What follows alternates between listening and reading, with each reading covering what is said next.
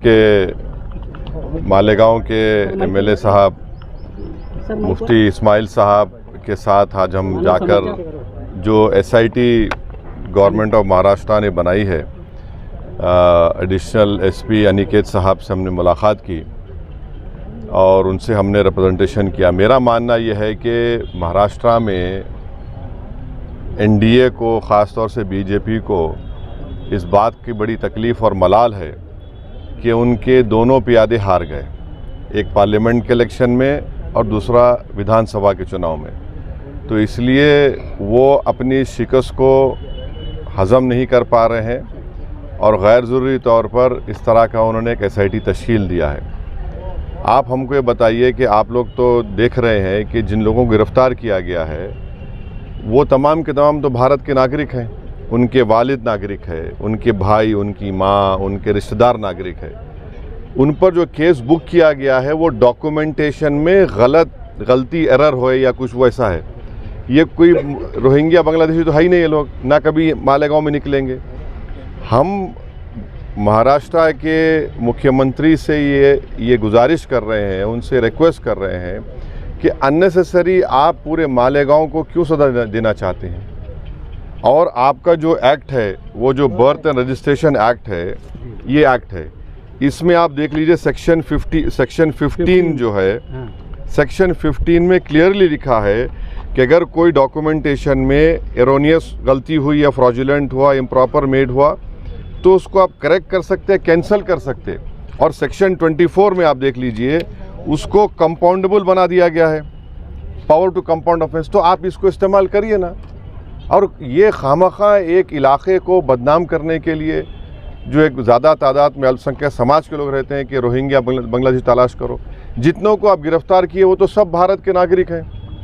Paper में गलती हो सकती है, तो हम एडिशनल एसपी साहब से बोले कि आप यहाँ पर जो लोगों को बुला रहे हैं उनके साथ एक आदमी को अकम्पनी करने दीजिए, और जो धाराएं लगाई गई हैं 120B, इतने सीवियर धाराएं हैं, उसको दोबारा हम उनसे बोले कि आप देखिए उसको।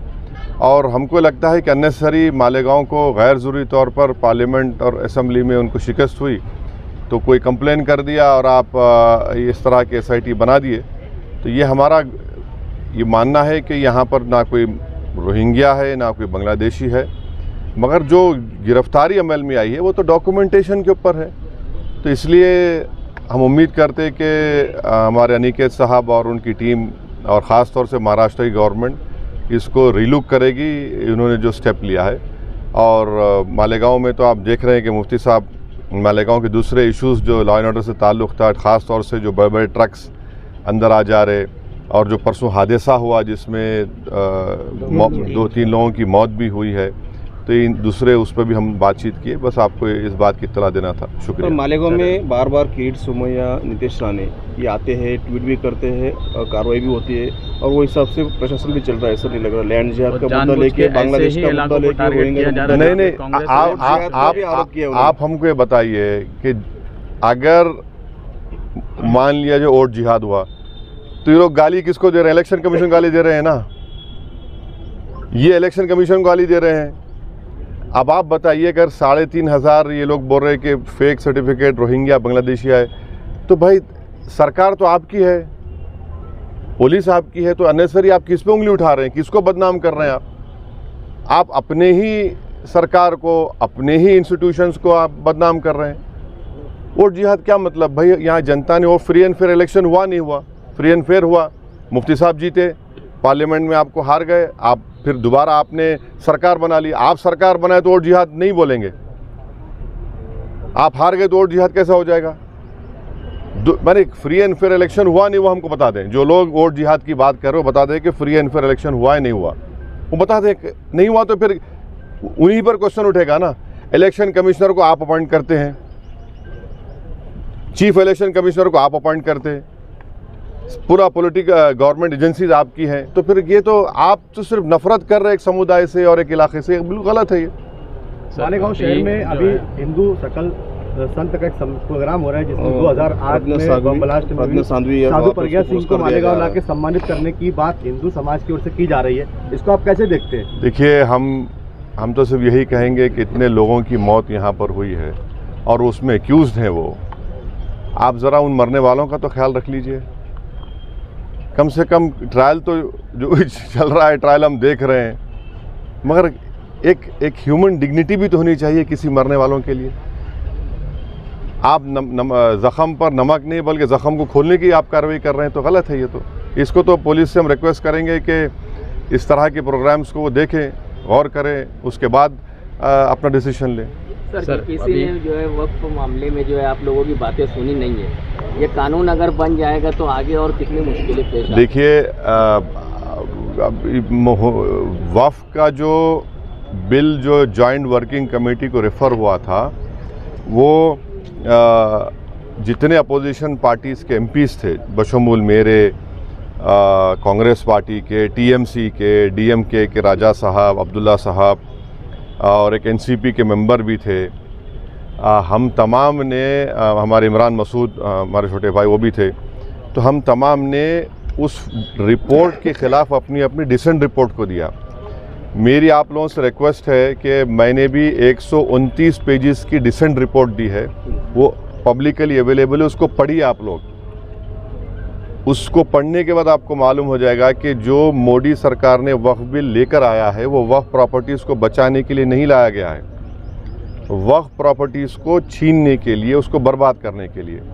और भारत में जितने मुसलमानों की बड़ी बड़ी ऑर्गेनाइजेशंस हैं, चाहे जमीयतुल उलमा हो, मौलाना अरशद मदनी साहब की, महमूद मदनी साहब की, जमात इस्लामी हो, all India Muslim personal law board के सदर मौलाना खालिद सैफुल्लाह रहमानी साहब हो, या फिर आपके मुंबई के जमीयतुल मशाइख जो है, इन तमाम ऑर्गेनाइजेशंस को रिजेक्ट किया है इस बिल को।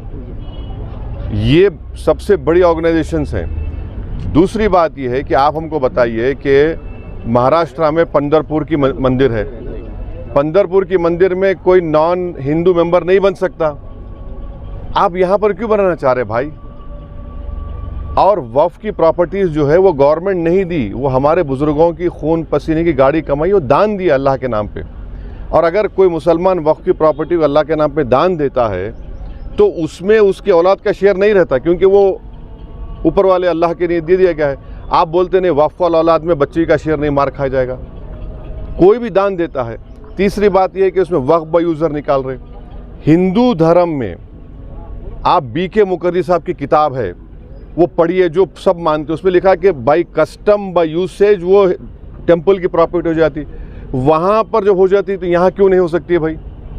और वक्फ बाय यूज़र ऐसा नहीं है जो बीजेपी झूठ बोल रही कि जहाँ आप दस्ती रख दिए, जहाँ पे हाथ रख दिए, या जहाँ पे जाके मुफ्ती इस्माइल साहब नमाज़ पढ़े वक्फ हो जाती। नहीं, बाबरी मस्जिद, राम मंदिर केस में 4-5 पेजेस है, पैराग्राफ्स है, जिसमें सुप्रीम कोर्ट ने वक्फ बाय यूज़र को अपहेल्ड किया, अब उसको निकाल रहे हैं। लिमिटेशन एक्ट हिंदू एंडोमेंट पे अप्लाई नहीं होता, SGPC सिख गुरुद्वारा अप्लाई नहीं होता, आप इस पे अप्लाई कर रहे भाई। अगर कल के दिन कोई खाबिज है, इंक्रोचर है, उसको रिवॉर्ड कर रहे हैं आप, लिमिटेशन एक्ट आप निकाल कर। कलेक्टर को इतने पावर्स दे रहे हैं आप, कलेक्टर कैसे तय करेगा भाई? कोई अपने मामले में जज बन सकता है क्या? बोलिए आप, वो तो नेचुरल जस्टिस के खिलाफ है।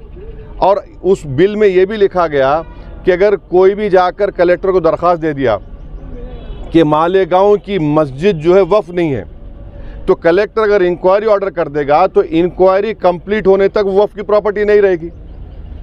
आप समझ रहे इस बात को? माने ना टाइम लिमिट है उसमें। तो जितने अमेंडमेंट्स लेकर आए हैं, अच्छा उसमें और एक अमेंडमेंट लेके आए कि भाई 5 साल तक जो मुसलमान इस्लाम कबूल करता हो 5 साल तक दान नहीं दे सकता। अब उसमें क्या लिख रहे हैं? उसको डेमोन्स्ट्रेट करना पड़ेगा। क्या डेमोन्स्ट्रेट करना पड़ेगा? मुफ्ती इस्माइल साहब देख के बोलेंगे हाँ ये नमाज़ पढ़ रहा, एक्सेप्टेबल होगा मोदी साहब के लिए? ये दाढ़ी छोड़ना डेमोन्स्ट्रेशन है, उसको डेमोन्स्ट्रेट करने के लिए, उसके रिलीजन के लिए?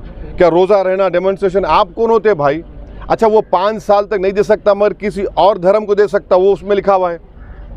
तो ये आप वक्फ प्रॉपर्टीज़ को बचाने के लिए नहीं ला रहे हैं, ये वक्फ को बर्बाद करने के लिए, वक्फ को छीनने के लिए, मस्जिदों को छीनने के लिए, ख़बरस्तान को छीनने के लिए, इवैक्यू प्रॉपर्टीज़ जो वक्फ हैं हज़ारों एकड़ में ख़त्म करने के लिए। आखिरी बात यह है कि ये जो झूठा प्रोपेगेंडा बीजेपी फैलाती है कि 13 लाख सबसे बड़ा तीसरा बड़ा रियल इस्टेट है, मैं आपको बता रहा हूँ कि तमिलनाडु, आंध्र प्रदेश, तेलंगाना, और उड़ीसा के चंद प्रॉपर्टीज़ को मिलाए तो यहीं पर 4 प्रदेशों में 14 लाख एकड़ ज़मीन है।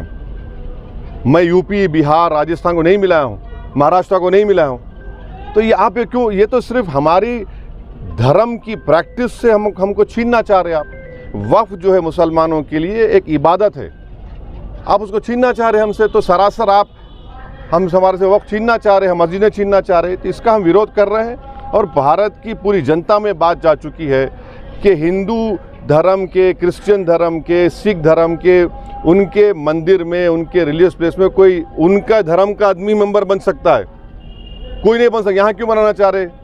तो ये एक नफरत है भारत के मुसलमानों से बीजेपी और मोदी सरकार। सर पूरे महाराष्ट्र में जो है ये रोहिंग्या बांग्लादेशी का, अमरावती हो गया, अकोला हो गया, क्या ये एनआरसी का ट्रायल तो नहीं ले रहे लोग? नहीं, आप बताइए, आप चेक करिए, मगर आप जो SIT बनाकर आप क्या है इसमें, क्या है बताइए? डॉक्यूमेंटेशन में फ़र्क है।